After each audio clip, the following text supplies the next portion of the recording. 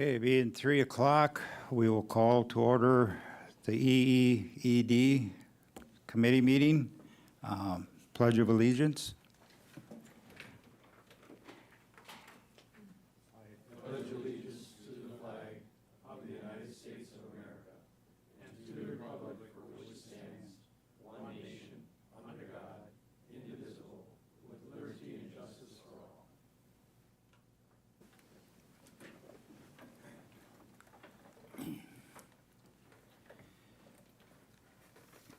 Thank you.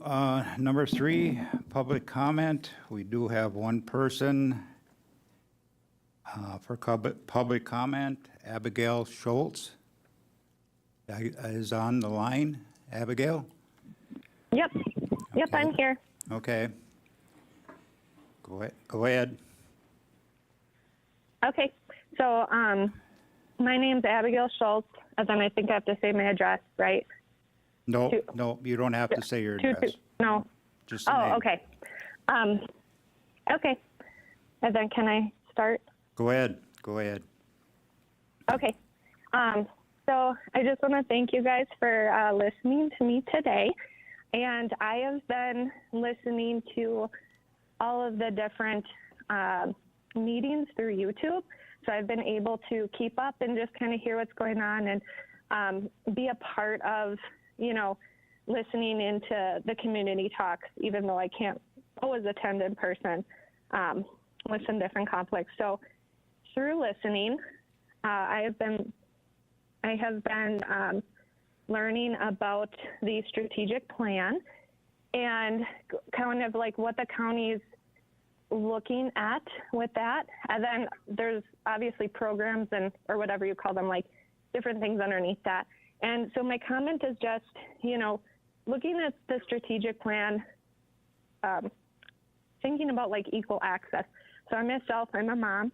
And one of the things that I'm personally struggling with the equal access to healthcare, to school systems, to all of these things is that we talk about that childcare is an issue, right? But like for me and a lot of people that I'm talking to, we're leaving the workforce, and we want to be the child care provider for our families, and that's a choice that we want to make. So when I start thinking about equal access to programs, a lot of times I feel like as a mom I'm always double paying. For example, even with the healthcare, with the school systems, with all these, if I want to homeschool my kids, I don't have access to the funds like public school systems do, but I'm still taxed for them. So just like as an overall idea of, when you're looking at these different programs or you're looking at these different strategic parts to the plan, is thinking about the people that maybe want to do it a different way. Even with healthcare, like, we pay our dues into the insurance, and we pay one way, but then we also pay another way if we do something the natural route. Those things aren't covered. So just as a mom, I feel that crunch a lot of I'm paying into two systems, and financially it's very heavy and hard. And I talk to a lot of other moms that, they want to stay home. They mentally really are struggling with going to work, but then sometimes they're like, well, how do I afford it? And so one of the thoughts that I constantly come back to is, I guess as a citizen, don't get me wrong, I really want, like the police force, and I want roads, and I want these things. Very, very willing to pay through the different tax methods and stuff like that. But sometimes I feel that some of the ways that we pay for these things, there's other programs that we're paying for, because ultimately we're paying it, and then when it comes back, what you guys choose might not be an option that I want to go with. So a lot of times the money is taxed, and then it's like, well, here's a program for you, and this is kind of your only choice.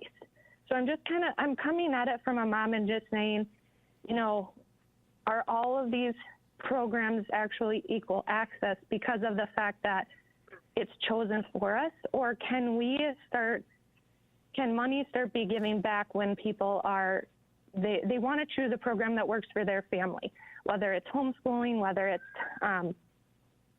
just different things like that. Even coming back to the child care, you know, when you talk about giving money to all the child care providers, that as a mom, it's like, well, what about me? Am I not important? If it's such an important role to care for the kids, why can't I do that? You know? So anyway, that it's just kind of coming from the heart. So as you look at the strategic plan, as you look at the different programs, thinking about equal access to, you know, if there are families that want to do something a different way, are they always just paying twice? So thank you guys for hearing me out. I just really appreciate that. Thank you, Abigail. Moving on. Number 4, approve the minutes of the June 2nd Extension Education Economics Development Committee meeting. Do we have a motion? Supervisor Rosenberg, Supervisor Niemeyer. All those in favor say aye. Aye. Opposed? Motion carried. Okay, if there is no objection to the committee, we do have the strategic plan, and it's going to take a while. If we could go down to number 7 to our reports, so our people don't have to stay here for 2 hours, maybe, if there is no objection to the committee. Okay, thank you. Okay, we'll move to number 7, education presentations and committee discussions. 7A, report from committee affiliate departments and organizations. Number 1, UW Stevens Point Wausau campus update, including 1A, introduction of campus executive Dr. Ozawa? I'm not good with names. Thomas. Go ahead. Yep. We have to go up there. Yeah. Oh, in the handhelds, okay. Is that good with you guys? Yep.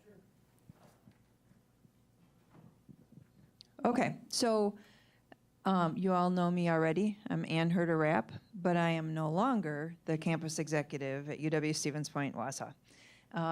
As of Tuesday, our new campus executive is Ozala Toms.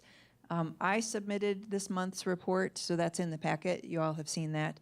But let me hand this over to Ozala so she can tell you a little bit about herself. Well, hello, everyone. Nice to meet you, Ozella Toms, again, the new campus executive. I spent the last 10 years of my career at UW Whitewater as assistant vice chancellor, so definitely excited about the role. I was also a faculty member, high school teacher at one point, so a lot of education experience. So thank you. Okay, thank you. 7-2, McDevco. Kim?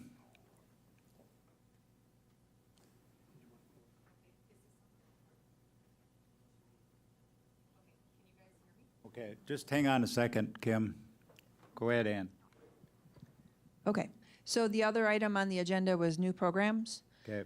And Yep, sorry about that. that's quite all right. And so this was, I think, spurred by a question by Supervisor Baker. So I don't know if there's some context that you want to lay for that for the rest of the committee, or how we want to approach that. So one of the items in our strategic plan is to seek out opportunities. I'm not going to express it verbatim, but seek out opportunities with educational institutions. And I'm an alumnus of UW-Platteville, so I've always been interested in the joint venture, I guess is the right way to say it, with UW Stevens Point Wausau. And one of the key parts of engineering education is engineering labs. And I wasn't clear how they did that remotely. The teaching you could do remotely, but the labs would be difficult, I think.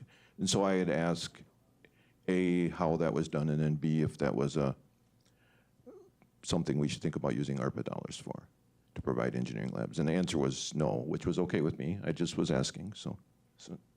Right, just to loop back to the relationship between the county and the university, the county provides the buildings and we provide the programming. And so traditionally what that has meant is any lab equipment, remember the idea that if you take the building and turn it upside down, shake everything out, the stuff that falls out is on us.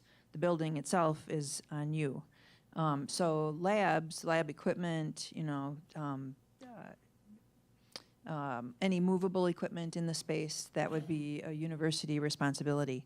This particular new degree that's in our report, and we brought some handouts today, it builds on our associate degree in pre-engineering, which provides all of the engineering fundamentals coursework, like the other two partnerships with Platteville. And then the next 2 years are done either online, mostly online actually, through Platteville. And then they have Super Saturday labs in the Fox Valley area. And so they're able to make it work. And I think the pandemic has really kind of pushed that along too, to be able to offer more online so students don't have to travel. We think that's a big win for the area because students can continue to work in jobs with maybe local manufacturers and finish their now industrial and systems engineering degree, and we don't risk losing them to somebody else to do a co-op somewhere else, and then we never get them back in the area. So, but mostly I think then that's a university responsibility, whether it's on the Platteville side or the UWSP side, to fund those programs. We can hand out the handout too. Thank you.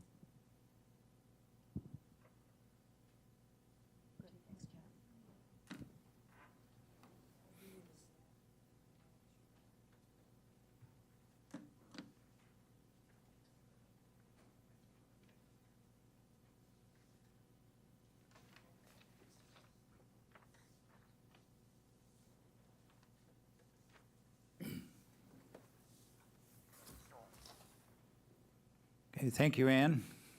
Now we can go to Kim for a McDeplo report. All right, so you all have the report in your packet. I'm just going to touch on some key items real quick here for you. So I rolled up a lot of this in the strategic plan update that I did submit, but if we're looking through some of the entrepreneurs assisted for the last 2 years, when we sat down and internally looked at our records, we're well over 1,000. Now that could be entrepreneurs needing one-on-one mentorship assistance. They've taken our courses. We help them with some COVID funding through some of the funds we have through Wausau Cares or Marathon County. So really exciting to kind of see the impact that we've had there. Gap loans, so to date this year, for 2022, we have used $120,000 of the Marathon County Revolving Loan Fund to support expanding businesses in Marathon County. So that's very exciting to see. And then from the conversion rate standpoint, we just compiled some statistics. So obviously McDevco handles the 16-week Gears certificate course, which you see mentioned upcoming here in September. In 2021, we've had 3 businesses start since taking our course in 2021, so that's exciting. And then in looking at what we do at the EEC and managing the tenancy, leases, and business there, there's been 4 businesses that have converted from the EEC to brick and mortars within Marathon County, so transitioning out of our building and growing, which is the idea. And then we've had 9 businesses there that have been in operation for over 3 years. So just a couple things I wanted to highlight there. We obviously are the proud administrator of the Marathon County Micro Business Grant. It's a $5,000 grant for businesses in Marathon County. We've helped 28 businesses with that, and we're still administering that fund. Education-wise, you can see some of our past programming, classrooms we've been in front of, things like that. And then very excited for our 16-week Gears Certificate of Excellence course to kick off in September. So that course is a comprehensive overview of everything you need to write a business plan, the things you should consider if you are in business or starting a business. So that's been a really great value add for our clients, and we'll be running that from September through mid-December.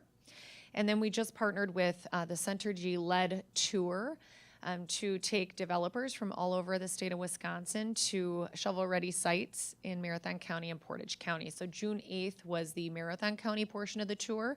We saw 3 sites, and then we also reached out to municipalities and any sites we weren't available to show. Based on timing, the developers were able to leave with a comprehensive packet of all of the sites municipalities wanted to showcase that would be ready. And then ending here, EEC management, we do have 80% occupancy for June, so a 2% decrease from May, up significantly since last October. I believe we were at 65%, so, or I'm sorry, 61% since January 2021. So very significant increase. All manufacturing space is spoken for, so we're working with business owners to get them into office space and get creative there. So tours, anyone's welcome to come check it out, but very proud of the work we've been able to do in partnership with the EEC there. Any questions? Any questions for Kim? Thank you. Moving on to 7.4, or 7A4, or 7A3, excuse me. UW-Madison Division of Extension, Jason Hauser. Yeah, thank you, Mr. Chairman. And thank you, members of the committee. Happy to be with you today. I have a couple updates, and then on one of the agenda items is talking about our FoodWise program. So the written report is in there, a couple highlights that I want to just draw your attention to. One, under the 4-H program area, our summer camp program is back in full swing to pre-pandemic levels. We actually had to, unfortunately, turn some campers away because we were at max capacity. So that is it's a good thing and a bad thing that we just don't have any more space to put kids. So that's exciting, and hoping we can maybe expand that next year, adding a second week or doing some maybe a 2.5 day, so filling up a full week of camp programming. It's a new camp partnership, and I think it's listed in there. It's a new facility in Rhinelander we're using. We use Camp Susan in Langlade County. They're under new management, and so we decided to diversify and utilize that facility up in Rhinelander, and it went off fantastic. And actually, they came home the day of the big storm that took down many of the trees in Marathon Park, and so we skated through that, thankfully. Another thing under the ag program, Heather's involved with Farm Tech Days, so shameless plug, next week, Farm Technology Days in Clark County. I work with Clark County, so I will be at Farm Tech Days a couple days next week. She is helping to lead the educational displays of Extension in partnership with Richard Halupka and Matt Lippert, who are the educators helping out with that too. So thanks to her, it's going to be a huge showcase, not just in Clark County, but with Marathon County educators providing some leadership and guidance there.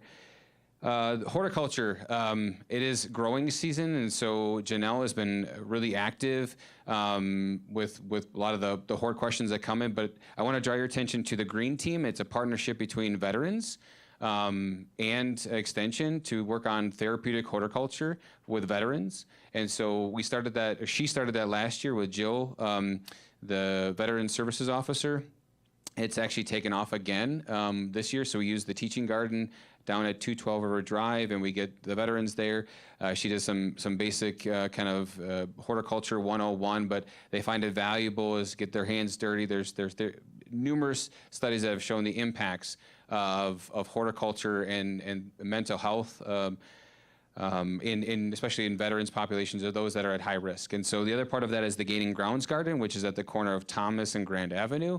You may have seen some more work being done out there, and that's part of the partnership with Addict Services and some other folks to get individuals that are high risk out there in that therapeutic horticulture arena. So those are taking off, and it's here's a hort theme. She's knee deep in it right now. She's knee deep in the hort stuff right now. So what I want to focus on a little bit more today, and I would lead on the administrator to help with this, is our FoodWise program. So it's a federally funded program through the SNAP Ed dollars. It's been a program that we've had in our extension office for over 30 years, and it's with joy and sadness that I announce that Tammy Hansen has retired after 32 years as the FoodWise coordinator or working in the FoodWise program here in Marathon County. Her last day was June 23rd, and so she's retired, and she's moving on to better things and enjoying time with her family up at her cabin. We are currently recruiting for that position. Actually had preliminary interviews all day today. It's a food-wise administrator position, serving the 4 counties that I also serve in Area 7 to realign that. And I'm also happy to report that we're actually adding staff, no cost to the county. Because of the realignment of food-wise administration, taking on additional staff. So instead of Tammy serving 2 to 3 counties, this administrator will serve 4 counties and maybe a little bit more eventually. The food-wise program is going to be has hired a healthy communities coordinator, which is focusing on policy, systems, and environmental change in the 4-county area, working with farmers markets, co-ops, those sort of things to get healthy foods in the hands of people that need it through kind of that systematic approach to it. So Kelly Hammond was the food-wise coordinator for Portage County, and I'm looking at Executive Holman there, or Deputy Administrator Holman, excuse me, pardon me, it's a Freudian slip there. And working in that arena. So she's still based out of the Portage County office, but she does serve Marathon County. She actually was in our office today making some contacts and some partnerships. So we're happy to have her on in that capacity.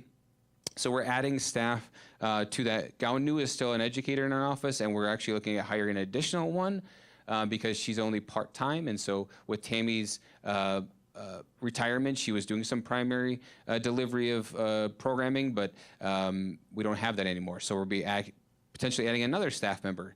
So the FoodWise program, just to dive a little deeper and where the administrator can help me is an annual, we work with the county annually to sign an agreement that the staff are paid by the state. It's through federal funds. There's no cost to the county for the staff, but there's an agreement of offering up some shared workspace, some computers, and some minimal copy supplies, and then in agreement with that, you get the full services of FoodWise, not just the staffing piece of that, but also the programming supplies. So buying the materials, buying the supplies, being out, all the travel and incidentals is all covered by the FoodWise program at, again, very minimal cost to Marathon County. So I've asked the administrator kind of his thoughts on that agreement again, heading into 20. And actually, the programmatic / fiscal year goes from October 1 through September 30th. And so I've elevated that to the administrator. I don't know if he has any words on that. You did an excellent job laying out the partnership, and you hear me at the board or at the committee level talk about this a lot. A lot of the work we do, virtually all the work we do really, at the county level is driven by work that is sent to us by the state and or federal government. And as Jason said, the FoodWise agreement that is signed every year since, to your point, it's been 30 years, certainly as far back as I can remember. I haven't been here that long. It's the agreement where the county offers the office space and minimal equipment, and UW Extension does the rest. And they provide education in the community. The funding is the federal program. It's through the USDA, through the Supplemental Nutrition Assistance Program, commonly referred to as SNAP. It's one of the duties and joys I have as the administrator is to review the same contract that has been signed for the last 30 years and sign it each and every year, absent the board telling me not to.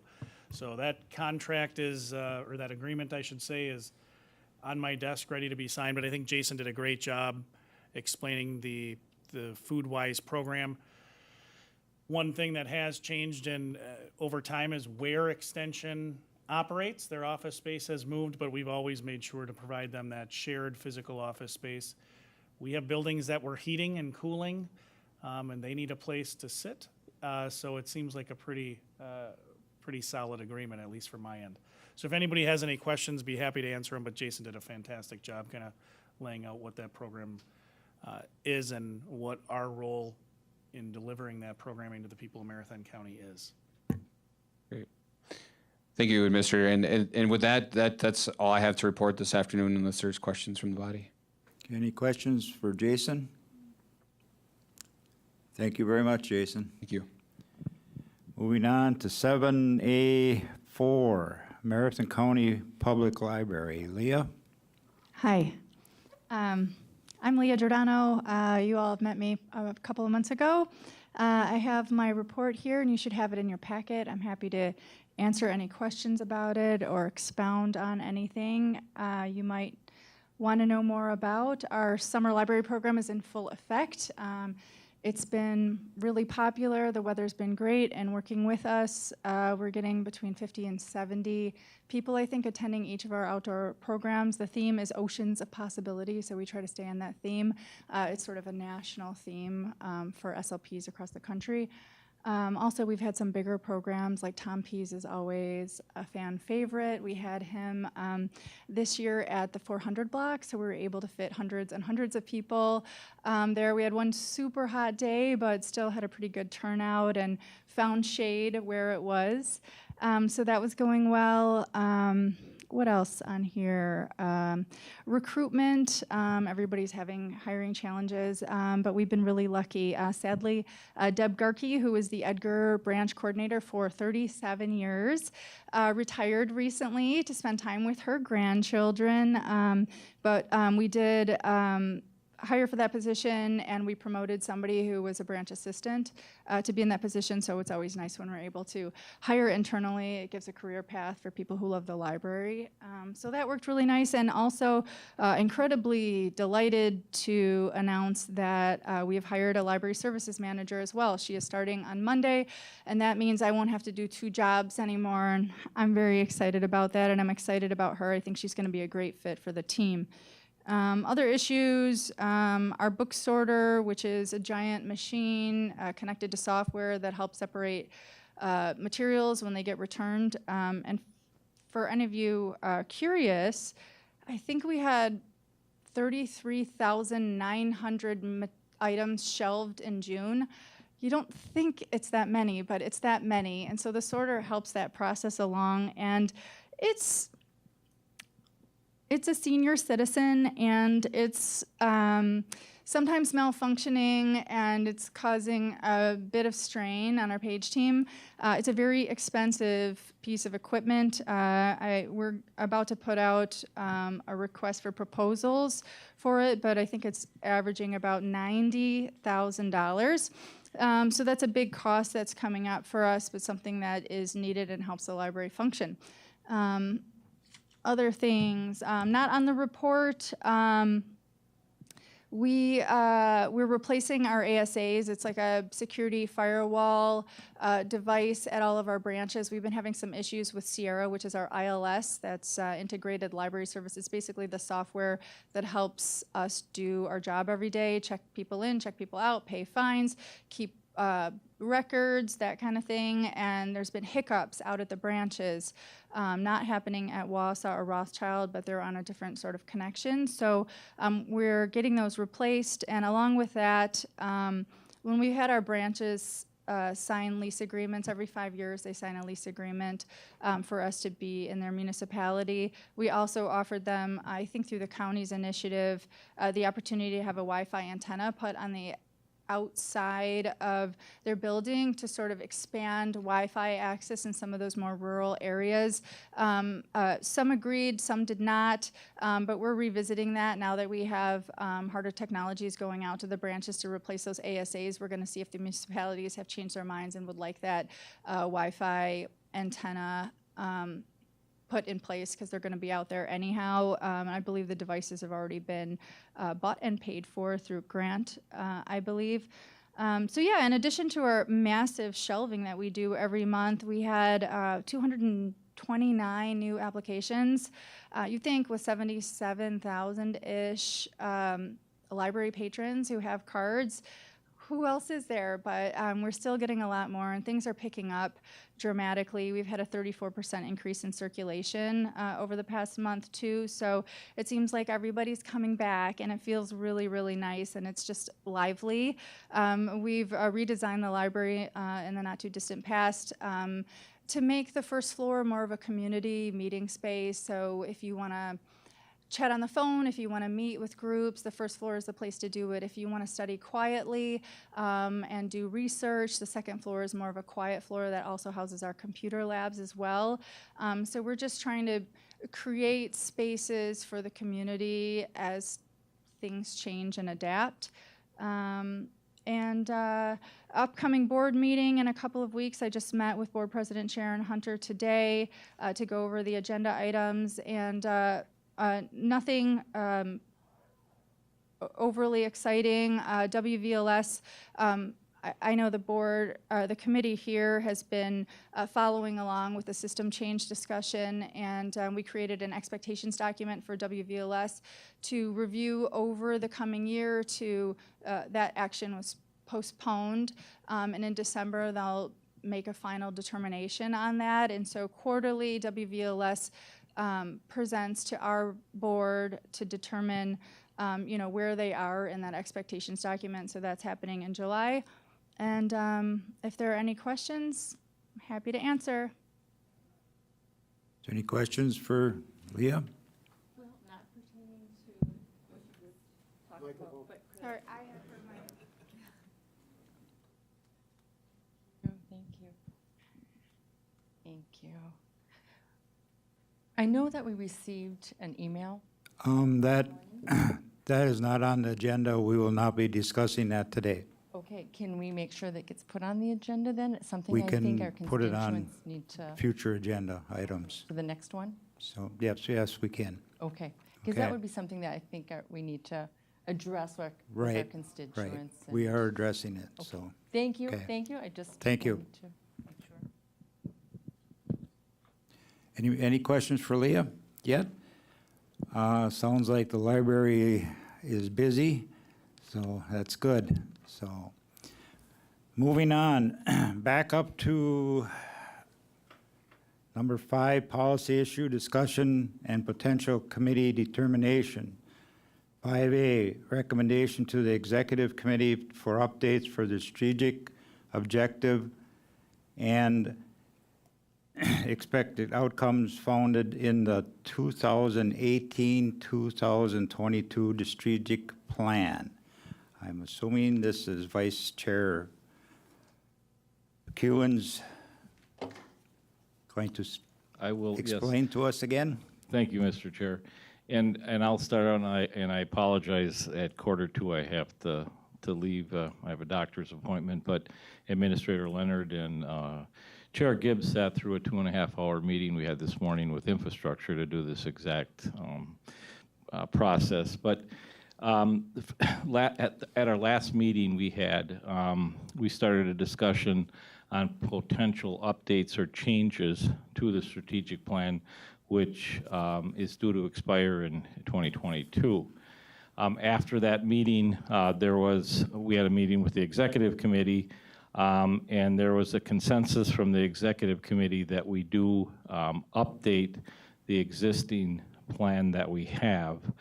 And when all the recommendations from the 6 standing committees are received, we will present them to the executive committee to review. And there were 3 questions that are on your agenda today that may help you with the update as far as what we're looking for with changes to the 2018-2022 strategic plan. And after the meeting that we had with you last month, there were some questions about receiving updates so far on the 2018-2022 strategic plan. So on Monday, Administrator Leonard sent out an email to all the board members listing all the current updates for all 12 of the objectives that we will help you review some of the changes that this committee may want to make with the strategic plan. So what we're trying to accomplish is to have this committee, just like the other standing committees, review all the strategies, the outcome measures for the objectives that this committee is the lead committee for. And you're one of the lucky ones, you have 4 of the 12 objectives. And like I said, they're 8.7, 10.6, 10.8, and 10.10. In those 4 objectives, there's 12 strategies and 7 outcome measures. So what we did at infrastructure, we went through the administrator's updates, which are on the board right now, starting on the screen, starting with 8.7, and we went through each one of the strategies, and the current updates that were for those strategies are listed on the screen, and they are in your iPad with the email. So what I want to do is start the discussion with this committee by looking at 8.7, if that's what the chair, that's your first one. Now that's a joint lead committee with infrastructure, and we did discuss that this morning at infrastructure, and there were some changes we made, some changes to the outcome measures. So it's you know, my purpose is not to tell you what you think, what changes should be made. I want this committee to look at it because this is going to be your strategic plan. And like I said, there's a lot of new supervisors that weren't familiar with the existing strategic plan, and many things have changed since 2018 when we adopted this strategic plan. So I hope everybody has their strategic plan pamphlet with them. And so with strategy A on there, you can see what was accomplished up on the board. It's got A, and read what's on there, and is there any changes that this committee feels needs to be accomplished? And some of the strategies were eliminated. Some of the outcome measures were changed by infrastructure according to what was accomplished so far in the administrator's updates. So you know, that's the process. It's going, and that's why I requested that this be moved after the presentations, because it took what, hour and a half to do the two strategies that we had at infrastructure this morning, but we were able to complete it. And you know, the sooner we can get information from all the standing committees on what they want in this new updated strategic plan will help us do that. So are there any questions? Or like I said, I'm not sure, Mr. Chair, if you want to start going through all these and making recommendations. The administrator made a draft copy of all of our changes that we had at infrastructure, and then at our next meeting, we'll review them and approve them. So that's our plan for infrastructure. And the reason I went through that with them is I'm on infrastructure, so I was part of the committee, and not only the chair, but we went through it, and we had some very good discussions on that. I don't know if Administrator Leonard or Chair Gibbs wants to add anything. Sure, if you'd Lance? like, Mr. Vice Chair, thank you, Chair Seifelt. So 8.7 is up on the screen. I do have my notes from this morning to kind of highlight, just perhaps to be illustrative of the discussion that was had at the committee relative to some of the modifications, or suggested modifications, I should say, that were made. With respect to strategy A, the discussion and suggestion from infrastructure this morning was to modify that strategy to, rather than the words develop a comprehensive approach, to change that to support a continued comprehensive approach. And I'll summarize, but the discussion was the Design 9 study was an important step forward for a comprehensive approach. And the desire, and I think it was Supervisor Dickinson had the suggestion, change that to support a continued comprehensive approach, and the rest of the language would be continued. With respect to strategy B, the suggestion was to strike the last two words from that strategy. That is to say, McDevco may be a way that we promote partnerships, but the thought process was it shouldn't only be McDevco. We might want to broaden our horizons there in terms of other partnerships. With respect to strategy C, there were no changes suggested. With respect to strategy D, again, no suggested changes, again, to leave that within the strategic plan. With respect to strategy E, there was a desire to, see my notes here, have that modified somewhat to say that we should assist Marathon County citizens with information regarding available carriers within their general areas of the county, and I need to wordsmith that a little bit. But the discussion was that move beyond inviting providers to share that information, but actually make it available to residents in terms of the information we get with regard to the services that are being provided in the various areas of the county. As it relates to outcome measures, there was the desire to eliminate the outcome measure as it currently exists, and there were some thought processes or suggested areas to look at in terms of new outcome measures.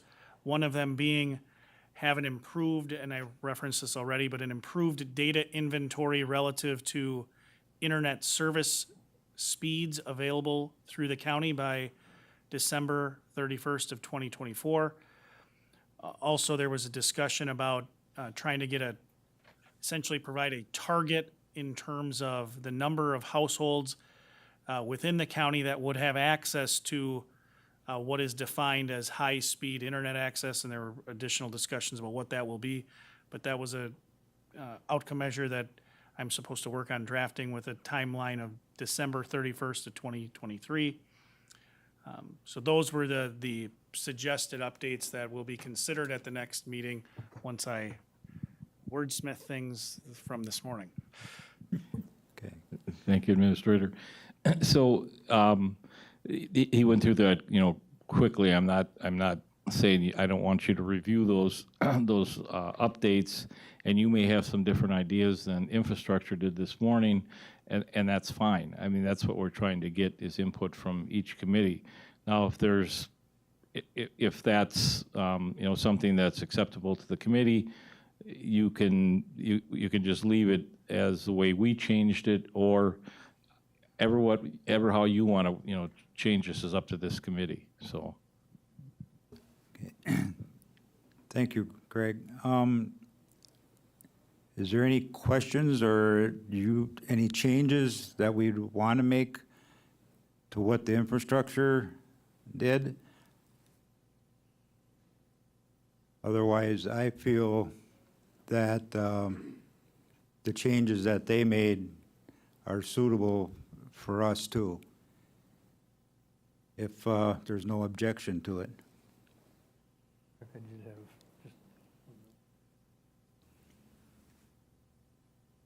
Yep. Chairperson Gibbs? Sure. Well, thank you, Mr. Chairman. I think there was two other things that were discussed that didn't get adopted as far as strategies, but one was continue to support the broadband task force. The broadband task force, in its work in the last session term, was able to accomplish quite a bit. I mean, if you take a look at what is happening in the county, right now we have a contract with Bug Tussle Wireless. They're putting up some 18 towers throughout the county. They're putting in 400 some miles of fiber to put a fiber ring in the county offering fixed wireless. We're also seeing some results from some of the RDOF grant funding through charter. We also received in the last round of state grants, 2 of the 3 applications are being funded. And those fundings with Frontier and also with Bug Tussle on another project. So I think continue to support the broadband task force and its efforts to expand. The other thing that was also talked about a little bit was developing and support potential legislation changes needed and desired to assist broadband expansion in the county. Another strategy. So those were 2 other additionals that were talked about but not effectively really adopted. Thank you, Kurt. Moving, well, then, if everybody on 8.7 feels that the changes are what we should go with, do we, Mr. Rosenberg? No.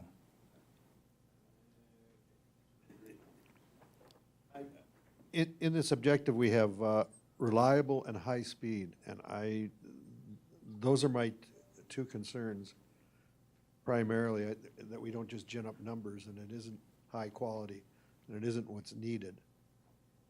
But I don't see that, we don't define high speed, we don't define what's reliable.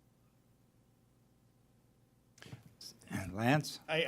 That was the same much of the same conversation at infrastructure this morning, and my notes were that, there was some concern about how to define that, and initially,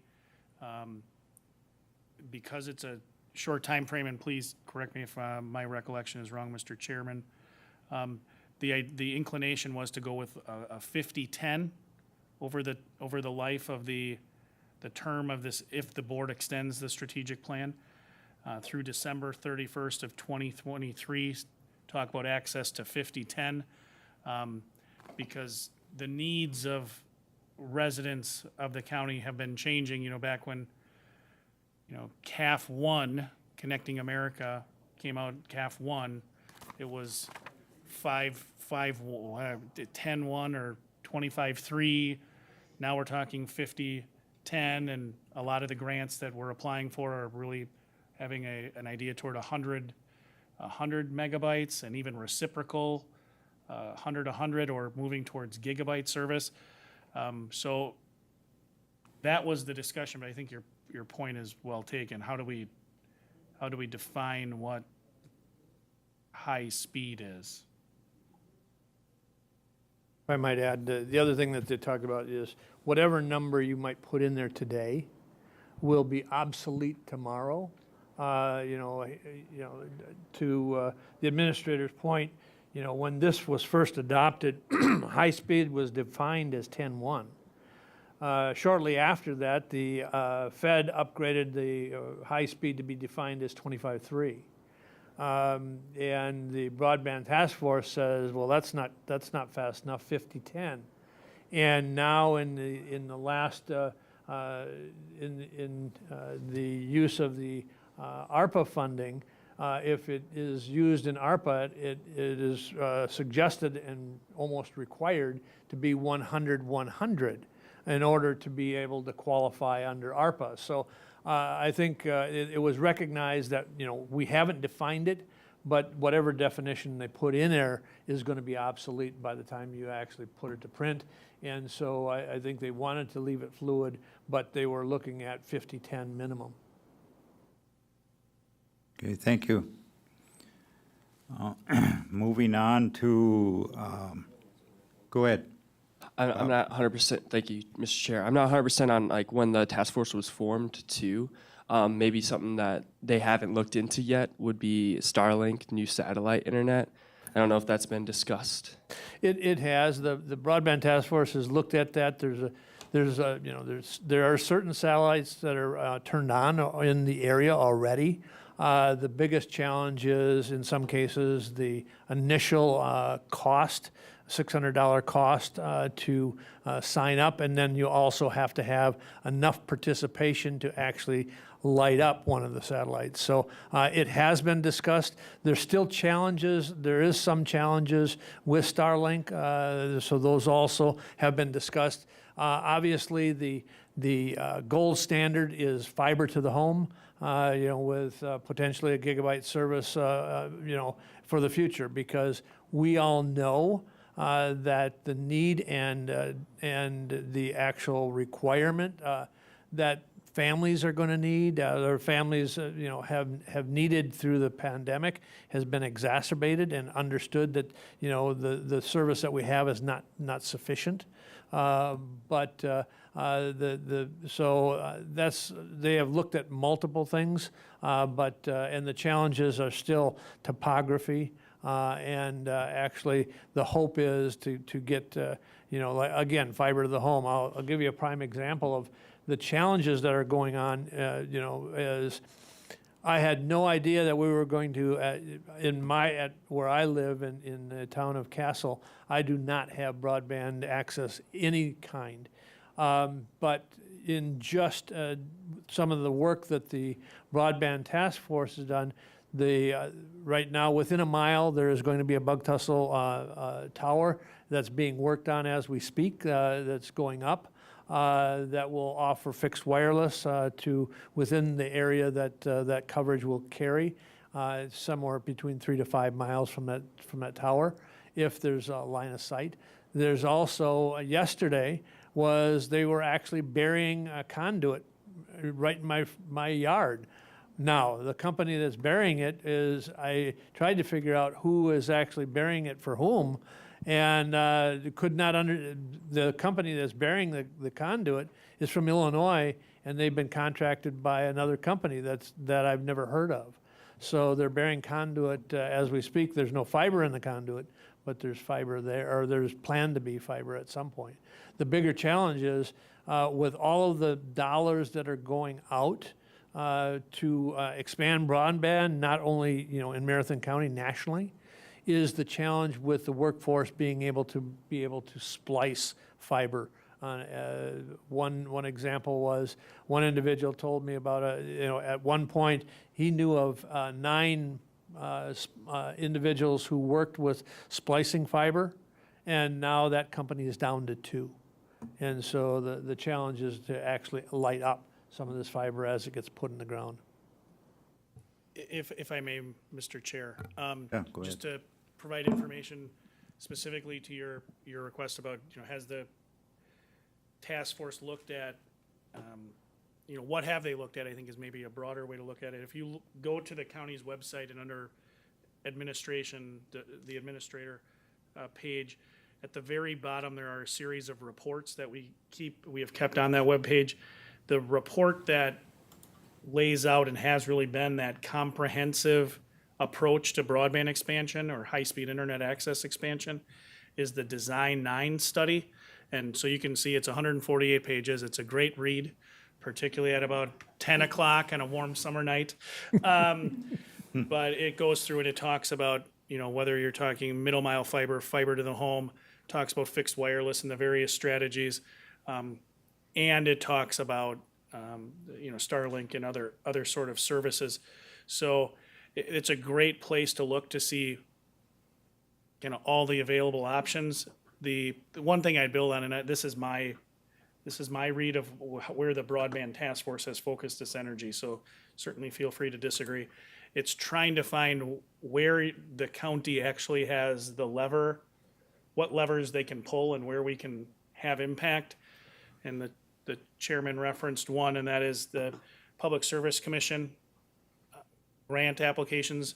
As I put in my update, the task force has actively, through staff, they've asked staff to really be active in seeking out grants. And as the chairman said, in the last grant cycle, we got a total of, Marathon County committed a total of about just shy of $4 million in terms of county share, but the total value of those projects is about $23 million. It's by far the most successful we've ever been in terms of PSC grant applications. Starlink, to your point, it's covering the globe, right? That's how it works. My read of the discussion at the Broadband Task Force is there's not really an effective lever for the county to pull with Mr. Musk and Starlink. But there are counties, we did, quite honestly, Jerry Klein, myself, and I believe Chair Robinson was on the call. We did speak with representatives of Starlink to see, this was some time ago, is that something that the county can get involved in? And it just wasn't low-hanging fruit. We've been focusing on the low-hanging fruit right now. But it's a great point, and I would just encourage you to give that report a read. If you have any questions, certainly reach out. Any more questions for Lance?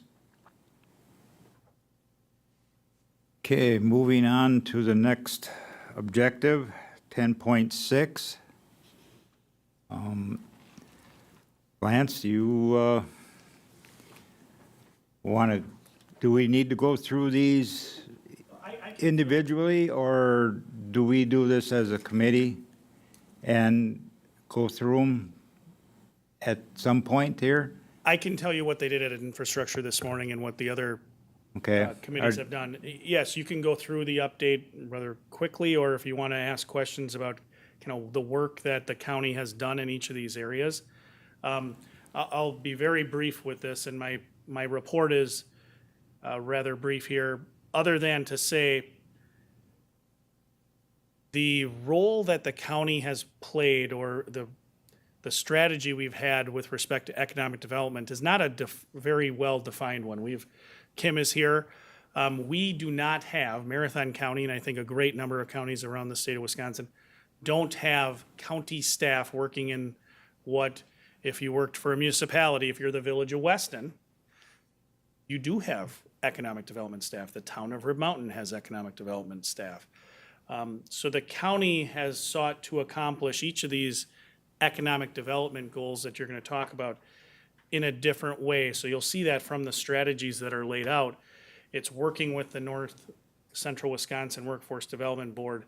What can we do there? We do contract with McDevco for a series of things. But this is what I encourage infrastructure as well. If you have a desire to play a more active role in economic development, we'll need to talk about how to do that. And all things, generally, when you talk about doing more of something, are going to require more money. But we can figure that out, if you want to do that. Infrastructure this morning, when they went through and talked about Objective 10.12, for example, talked about really focusing on the role that infrastructure, roadway infrastructure, plays in economic development, as opposed to, in their discussion, and please, Mr. Chair Gibbs, let me know if you took it differently, not really being active in, hey, what we need to be doing is setting up more industrial parks. No, we need to maintain the roadway network and work with industrial parks when they have roadway concerns. So that's the only thing I would say about 10.6, but if you do have questions, I'd be happy to try to elaborate. Okay, thank you. Supervisor Baker? So my question, comment is not exactly on 10.6. So I had emailed the chairman and Lance and Michael Pernier, I believe, was involved, and asked, I said I would like to discuss the strategic planning method, in the sense that right now we're basically saying we're extending the strategic plan that we have, and that was deemed to be within the agenda, I believe. So I am not the type of individual that would really enjoy spending 6 months on developing a strategic plan. So I would, like to extend it too. But I've had constituents that called me and expressed their concern and said, this is something you really need to pay attention to. This is the document that drives the administrator's work plan, and it drives the county agenda. And we've had quite a different changeover in the county board, in the viewpoint of the county board. So I think that we need to at least consider, I don't want to say scrapping and starting over, which is what I had said in the email, but at least consider the objectives and some of the language in the strategic plan. So right now we're saying we're going to leave all the objectives in that we had, I believe. Well, if you look at the agenda, that's what I think it says. I don't think it has an agenda item for taking objectives out. And I guess my point would be, I would think that this would be something Lance would welcome, because if we go through and say we're stuck with the 12 we have, and actually I think most of the 12 I would like to have in there, but if we don't give supervisors the option to discuss those, I don't think we're going to have the buy-in that you would look for. Because, at a recent meeting, we had a supervisor that expressed his statement that I'm not bound by the strategic plan. This is not my strategic plan. That's how I feel too. I'm sure I haven't talked to anybody else, so I don't know, but I would guess, so I shouldn't say I'm sure, but I would guess that might be a sentiment that other people have. So I just think it's worth, expanding what we're doing a little bit. I know it's gonna be a lot of work and, and I'm not looking forward to that, but it's, it's kind of our job and responsibility, I would say.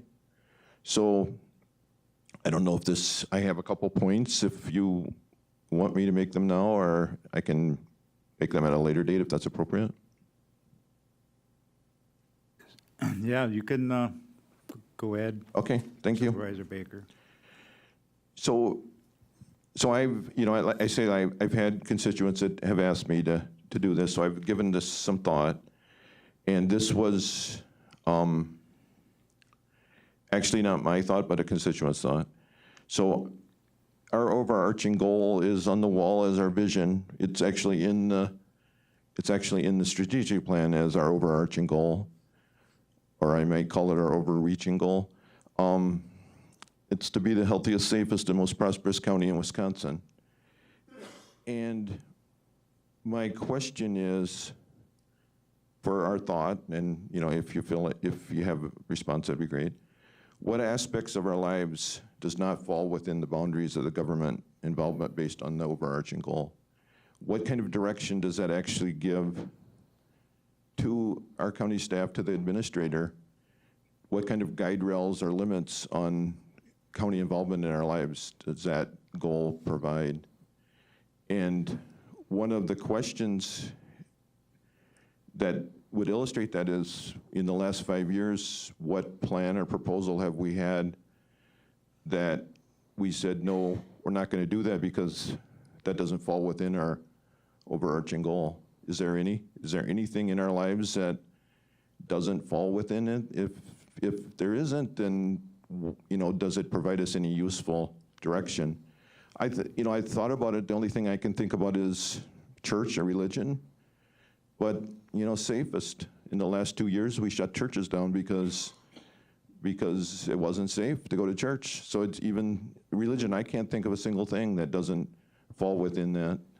So, to me, it's just too broad and too vague. Another item is on, I'm sorry, I don't have mine. I gave it to a constituent, both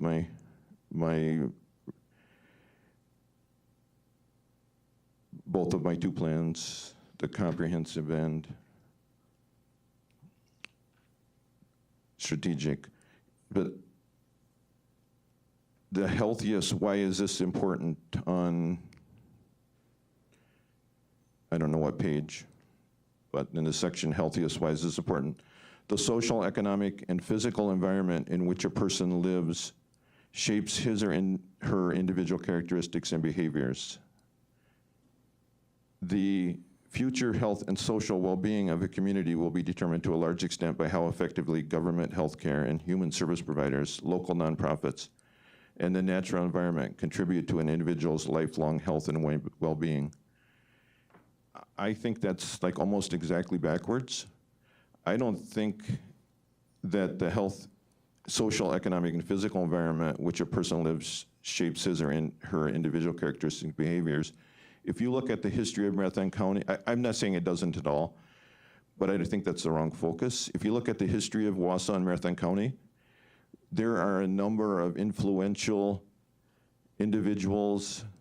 The people that built this county, I think, would beg to differ. I think they would say that the individual's characteristics and behaviors shape the social, economic, and physical environment. This puts it backwards. The focus is on government, not focus on the individual. The focus is on, we're responsible for the individual. The individual is responsible for themselves, not the government is not responsible for their well-being. And I just have a different viewpoint of what government's role is than what this document reflects, basically. So I think that, we just need to put more focus on family rights, family responsibilities, not so much having the government do everything for us. And that, I'm not saying that anyone in this room or in the government believes that necessarily, but that's what I get when I read this document, so. And another thing that I would suggest is that perhaps it would be better to focus on our core responsibilities and our objectives rather than our marginal things that we would like to expand into.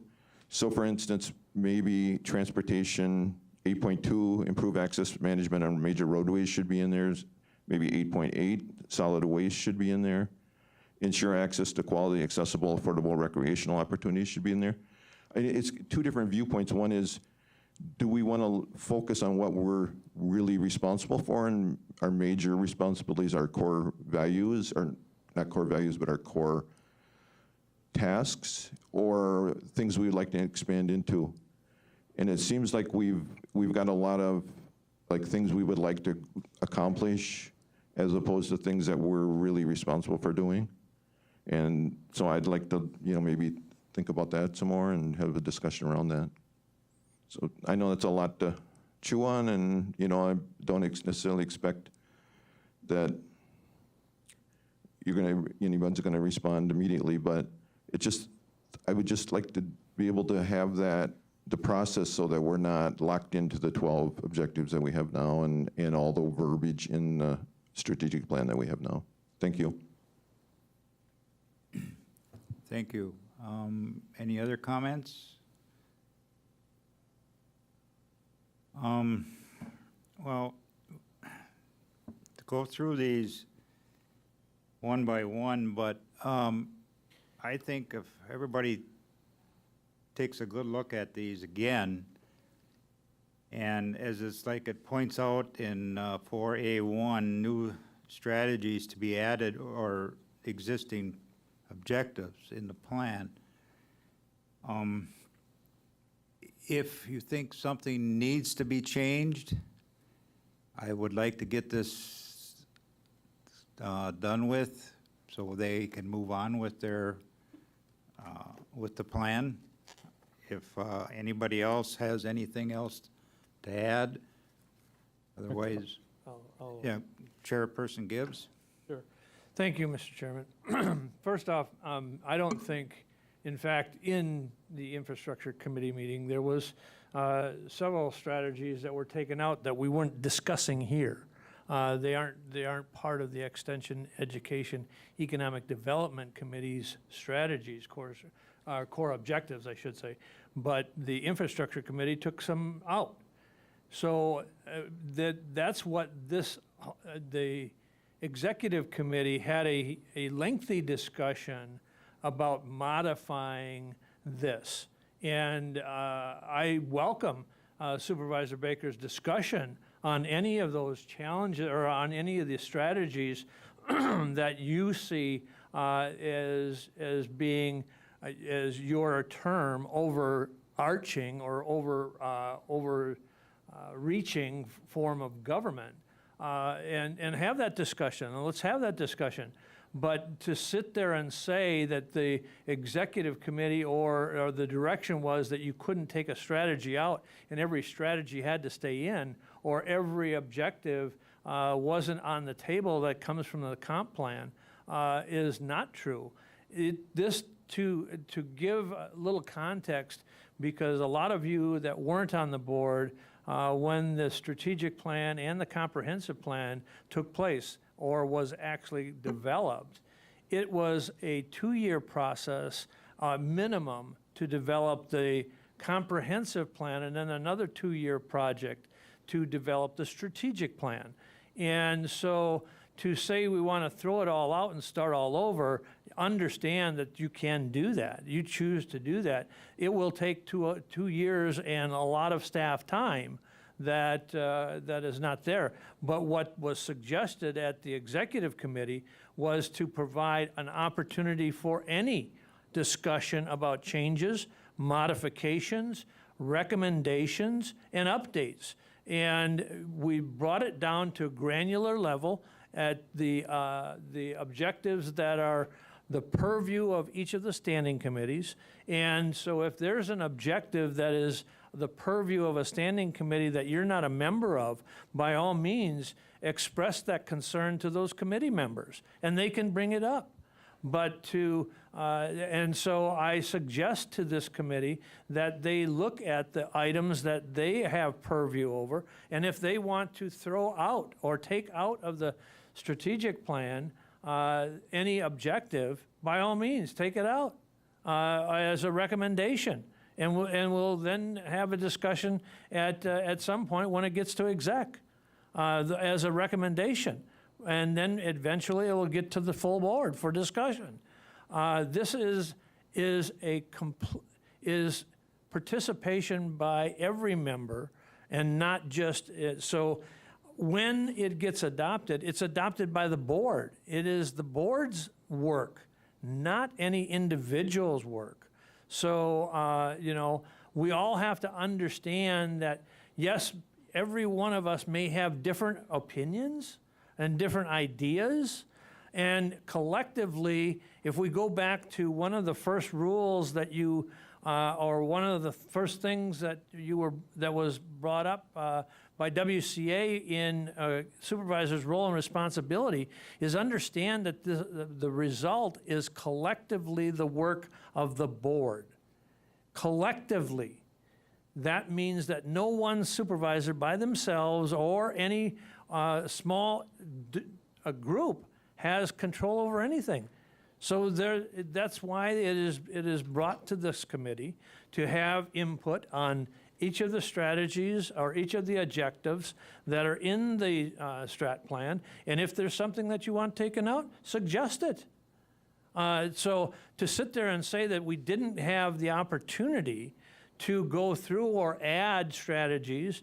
Now, Supervisor Baker, I appreciate your comments, and you said that there was a lot of those objectives that you feel are appropriate, but you feel there's some that are inappropriate. We're not talking about the vision, we're talking about the strat plan. Let's have a discussion about the strat plan, and then if we want to, if at some point the board wants to have a discussion about the vision and the mission, then we can have that discussion. But to sit there and say that we're overarching when we have state statute limitations on what the county can do, and what it will be told, it's been told to you many times that we can do what the state authorizes us to do and not do what we can't. We are not the same as a incorporated municipality that has home rule. Counties do not have home rule. Counties are a creature of the state. Counties can do what the state authorizes them to do. Thank you. Supervisor Baker? Okay, I have two comments. One is I would like to be able to make a comment without getting scolded. The second comment is, it is not my word, that overarching. That is your word. That is not your word. That is the word in the strategic plan. So to say that I'm calling it an overarching goal when it says Marathon County's overarching goal makes me pretty upset. And I thought we were reviewing the whole strategic plan, which is, the goal is in there. So I think that's fair game for talking about. Thank you. Thank you. Supervisor Rosenberg? Yeah, and I should never, but you have to decide whether you're gonna be within the state limits, whether you're gonna be a low tax, low service place or a high tax, high service place. And I don't want to live in Alabama. I don't want to live in Missouri. That's where that goes on. Just to drag a sort of an example out of education, you think education is expensive? Try funding ignorance. And I'll leave it at that. Thank you. Supervisor Baker? I appreciate your comment. I'm not disagreeing with you. I'm not saying we want to be low tax, low service. I'm saying let's have a discussion, and as a board, I didn't suggest that I was making this by myself. I said, can we have that discussion? And I, you know, I chose to live in Wisconsin. I used to live in Illinois. Illinois is low tax and low service, and I don't want to live there. So I mean, I agree with a lot of what you just said. Thank you. Thank you. Okay, so on the strategic plan, take a good look at all the objectives, and at our next meeting, we will, hopefully, we can wrap some of this up, or do we need to wrap this up today? Lance? No, you don't need to wrap it up today. And again, quite honestly, I work for all of you. I work for the board. So as soon as you want to get it done, I'm happy to help. If you want to put it off, that's your decision as well. To Supervisor Baker's point, it's very helpful to know what you want me working on. I do build the annual work plan off the strategic plan. So there's no timeline that's imposed by me. I will say that the vice chair this morning did reference his hope was to have recommendations come to executive in the near future, but certainly there were additional conversations to happen at both ERC, that was their discussion yesterday, as well as infrastructure this morning. I should say ERC was Tuesday, I'm sorry. Thank you. Moving on then to 5A3, strategies or objectives from the 2016 comprehensive plan to add to the strategic plan. Lance? I don't have anything to add there. I think that builds on the discussion you've had. To Supervisor Baker's point, as you look through the strategic plan, certainly if there are objectives that are no longer a priority, my sense is that it was the desire to know that and to remove them from the strategic plan. But also if you do see things, and I think Supervisor Baker referenced a couple of objectives or strategies from the comprehensive plan that would like to be elevated, that likewise is certainly your prerogative. If you have any questions, please reach out to me, or perhaps more appropriately, the vice chair of the board for any questions, but it's very much related. Items 1, 2, and 3 under 5A are really all part and parcel of the same discussion. Okay, thank you. Any questions? Okay, moving on. Number 6, operational functions required by statute, ordinance, resolutions, or policy, none. Going back to education presentation and committee discussion. If it's no objection, we will, on the reports of number 5, we will discuss that last, and we can go to B, or 7B for the updates. Okay, then 7B, updates of Marathon County participation in the Project Grow Childhood Grant Program through the State of Wisconsin Department of Children's and Families. I think that's me again. Thank you. So this is, again, an item off the administrator's work plan. It's in your comprehensive plan as well, looking at ways to, I'll pull the language right out of there. Strategy within the comprehensive plan, develop policies that support affordable, high-quality childcare. Objective 10.1. But with respect to that grant that the board, that the county applied for in accordance with the administrator's work plan, you all know we did receive that grant. That's the Dream Up Grant Program. Just want to provide a very brief explanation of kind of where we are in that. That grant is through the Department of Children and Families. We had our first full strategic planning meeting. So again, essentially what the grant that we applied for, along with, we were the lead grant applicant, and other parties were local school districts, DC Everest, City of Wausau School, or the Wausau School District, education providers. We're going to have assistance from UW Stevens Point Wausau campus, NTC. We have child care organizations that are participating, the Department of Workforce Development, and I'm going to skip a lot because I think there were about 16, 17 grant signatories to that grant. So we had our first strategic planning session, which was facilitated by a consultant through the Department of Children and Families. That's Families Family First Children's Finance, excuse me. And we had that meeting at the end of June. We have another meeting scheduled for July. At the end of our last meeting in June, we got a lot of data throughout that several-hour meeting, really to try to understand, to the best we could as novices, about the business of childcare. And I will tell you, I said this at Health and Human Services on Wednesday. I often say for government, the work we do, if you were a private business, you would be foolish to get into it because there's no money to be made. In running a jail, you're not making money, and when you're maintaining a highway network without tollways, you're not making money. So, the business of government is really we generate revenue to deliver services, as opposed to pick your private business. They sell things to get money. So we're kind of the opposite of that. So I learned that childcare is likewise a very difficult business, and I'm not sure I would like to get into running that either. Specifically, we brainstormed about what are those difficult kind of business, environmental aspects that make childcare difficult, and which might be accounting for some of the shortage of access to affordable and high-quality childcare.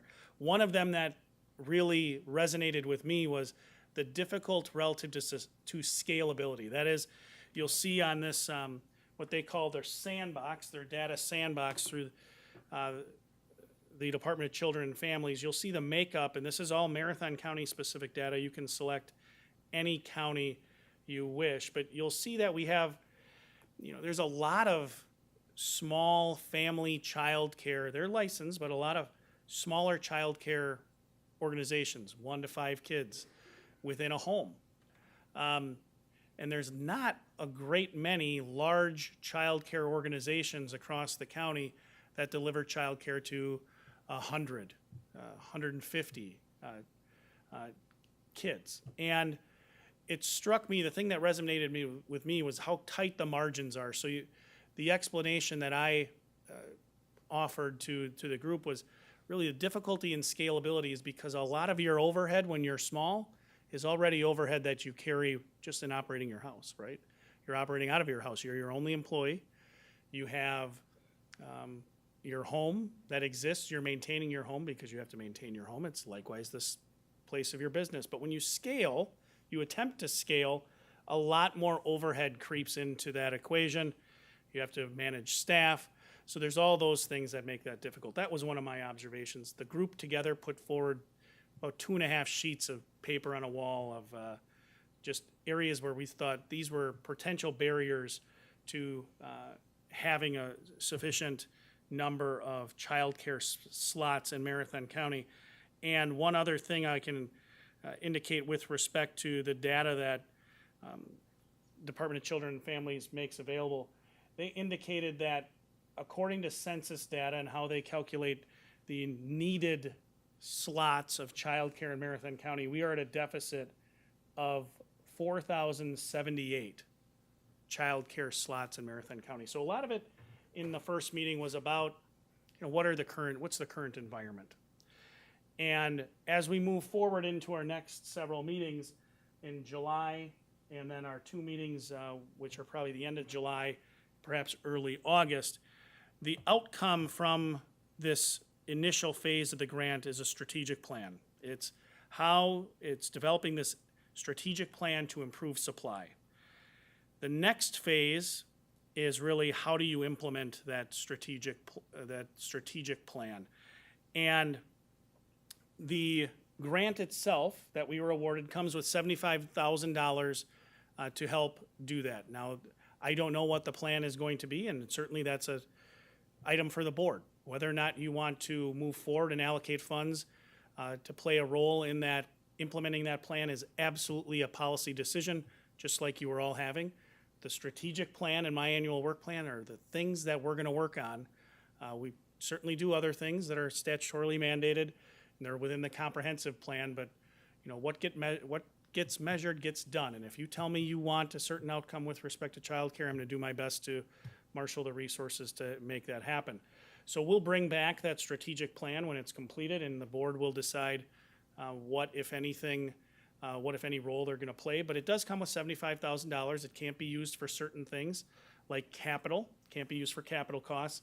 But there is that opportunity there. So that's where we are currently with that grant. But if anyone has any questions at this point, I'm one meeting into 5, so I know not just enough to be very, very dangerous and not very helpful. But happy to try to answer any questions about that at this point. Is there any questions for Lance? I think, moving on with this, once the strategic plan does get done, I think we should be a supporter of this because it does fit our committee. So if anybody has any questions about it, just contact Lance and we will go on. One other thing, if I may, Mr. Chair, Sure. I neglected to mention, and I didn't pull it up today, but if anyone has saw local news coverage recently, there was a special, I believe it was on Channel 7. They had a weekly segment on childcare and the lack of access to affordable, high-quality childcare in Marathon County. You'll see that 50% of the zip codes in the county are what they refer to as childcare deserts. There was recently an economic development forum with many businesses were in attendance. I think Kim was probably at that forum. She's nodding her head. But Dave Ekman was quoted in that news segment, and they had videoed him talking about 2 businesses, and Dave Ekman is the president and CEO of the Greater Wausau Chamber of Commerce, and there were other chambers there as well, talking about if you're a business and you don't understand that childcare is a business development necessity, and I'm paraphrasing, that you really need to immediately. I mean, businesses that I've talked to are local, larger businesses, and speaking with Dave Ekman as well, it really is a business issue. Certainly Marathon County is impacted by it. I was likewise quoted in that news story, just with some of the things that we've tried to do as employers, be more flexible for individuals. As the individual on public comment referenced today, we have a lot of people who want to have the best of both worlds, and they should. We should talk about how we can make that happen. Be home to provide childcare for your kids, but also have the ability to engage in meaningful work for individuals that want to do that. And, we as an employer have, really thrown ourselves into telework, allowing people to work virtually where they can. But there are a lot of other barriers that still exist. So if you haven't seen that news story, you can go on Channel 7 and find it. But certainly, we are not unique. Marathon County as an employer, I should say, is not unique in having that struggle. But hopefully this strategic planning event will, if nothing else, it's another example of the very important role the county can play as a convener. We applied for the grant. We're not going to solve that problem. It's not, to Supervisor Baker's point, his point earlier, it's not a problem that government is going to alone solve. But perhaps we can bring people to the table and facilitate a conversation around what is needed and figure out the right direction to go. So sorry about that, Mr. Chair, to interrupt again. No problem. Any questions? Okay, moving on to 7A5, affordable housing discussion. I put this on the agenda to see if we do want to discuss about affordable housing, or do we want to do nothing about it? It's something that has come up in question to me about if the county is doing anything for affordable housing. So I'm going to open it up for discussion, if anybody has anything. Supervisor Rosenberg? I think we should invite, it falls in the same bucket as childcare. I'm not quite sure what we can do with it, but Marathon County in Wisconsin is getting older and older and older, and you need people who are younger. They're the ones with kids, and they're usually the ones on the lower end of the income scale. And we need those people here to build our county and to build our economy. So doing what we can do, and I'm not quite sure what that is, but it's an important issue. Okay. Thank you. Lance, do you have any input on this? What we can or cannot do? Hate to put you on the spot, but. I know other counties are having the same conversation about, what is the local government role in, I won't say affordable housing, I'm just gonna say housing, because I think across the board, the discussions I've been a part of at Wisconsin Counties Association events, is that there's just a shortage of housing at all levels. And a shortage at any level ultimately trickles down to access at, to your point, the low and moderate income level.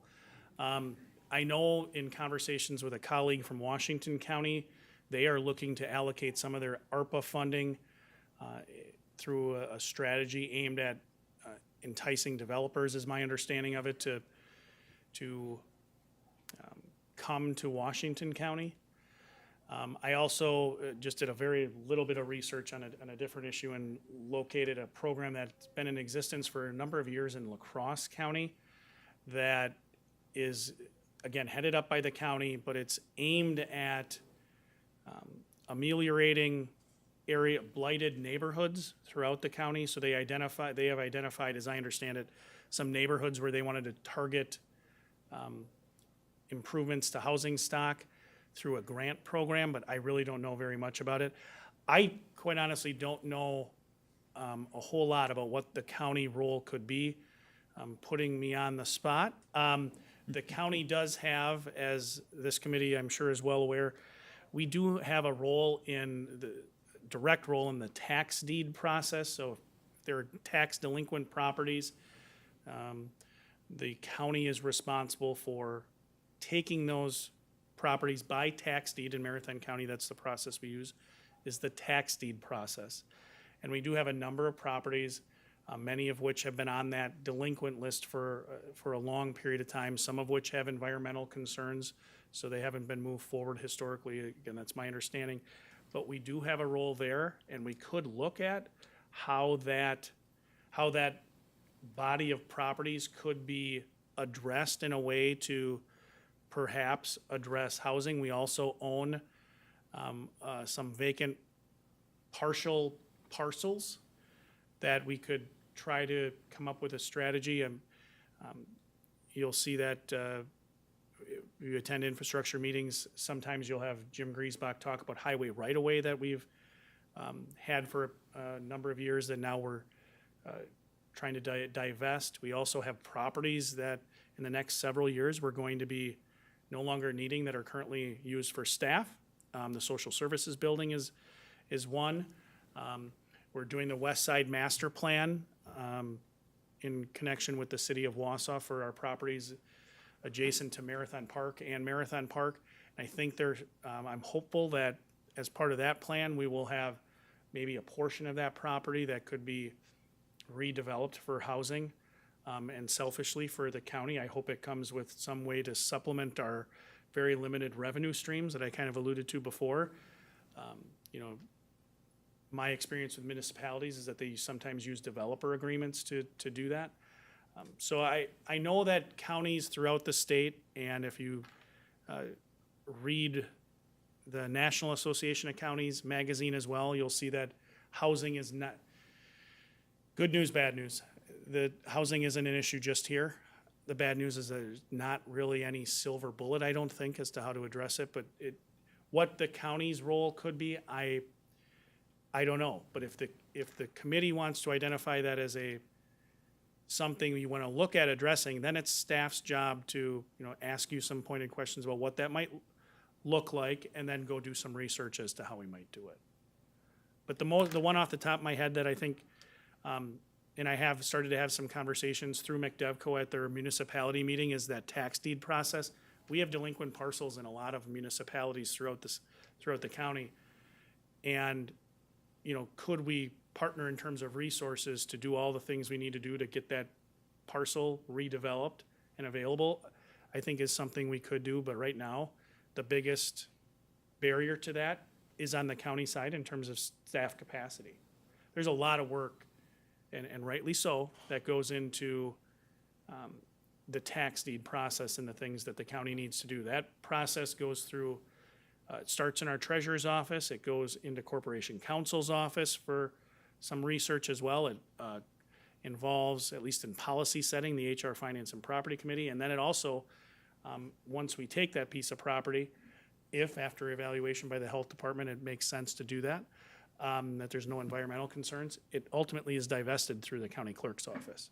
So there's a lot of steps in that process. But that's the one that I think, you know, in my mind, we should work through that backlog anyway. Thank you. Any discussion on this? Do we want to go ahead and have staff take a closer look at this? What is the feeling of the committee? Okay, well, we are, I guess we are in agreement here, Lance, that we should take a closer look at it. We're not in agreement, but I quit speaking because of the feedback that I've gotten, both today and yesterday, when I was told that if I didn't speak in a more polite tone, I would not be allowed to come to board meetings, which is against the statutes of the state of Wisconsin. So I have about an hour of work on this, but I'm not inclined to really, take more abuse for sharing it. Okay, thank you. Bob, go ahead. I'd just be interested in how we might be able to incentivize the local landlords and businesses that are developing to create more, maybe develop more single bedroom apartments and that are more affordable rather than a lot of people my age coming around here trying to make friends and try to find a house where they can split rent with each other. So that's a bit more difficult for some people who aren't involved in the community, and that kind of makes it more difficult for us to attract more people too. So maybe finding a way we can incentivize businesses to create more of those single bedroom apartments. Lance?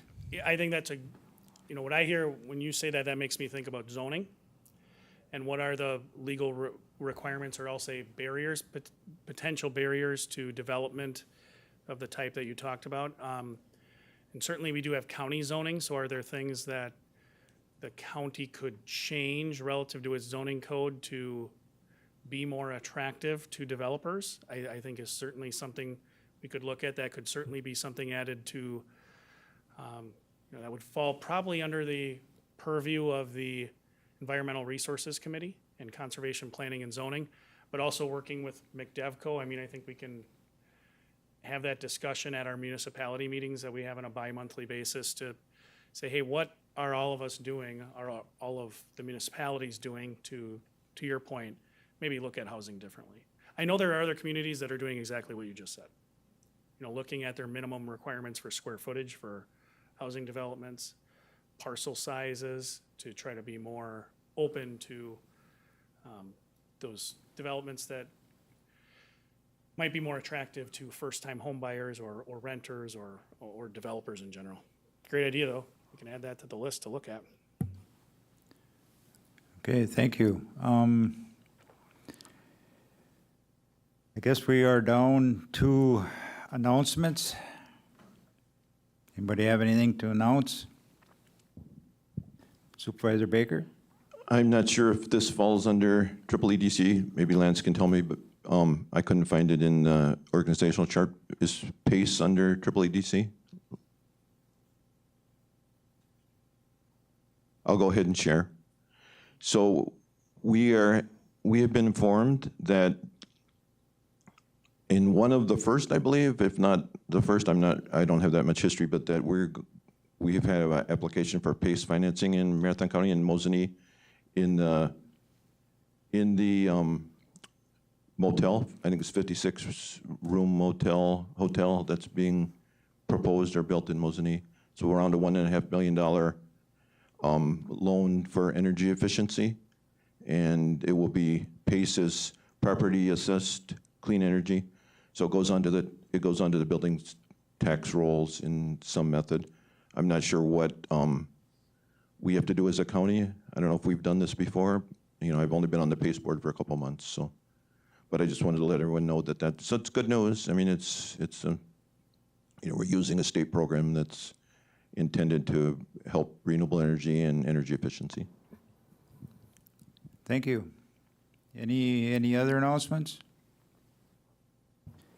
Okay, moving on to C, 7C, future meeting and agenda items. Next meeting is scheduled for Thursday, August 4th, 2022 at 3 p.m. Number 8, adjournment. Supervisor Rosenberg, Supervisor Niemeyer. All those in favor say aye. Aye. Opposed? We are adjourned. Thank you, everyone.